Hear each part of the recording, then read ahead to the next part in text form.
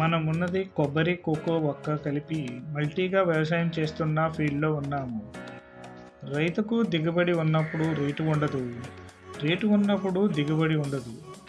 అందువల్ల ఇలా multi crop వేయటం వల్ల కొబ్బరికి రేటు లేనప్పుడు కోకో వల్ల, కోకోకి రేటు లేనప్పుడు కొబ్బరి వల్ల ఆదాయం పొందవచ్చు.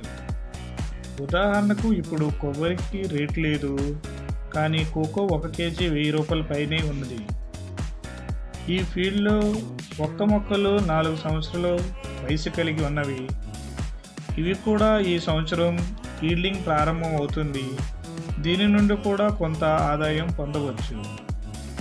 ఇలా ఒక మేజర్ క్రాప్, దానిలో 2 రకాల ఇంటర్ క్రాప్ వ్యవసాయం చేయటం వల్ల రైతుకు చాలా ఉపయోగపడుతుంది.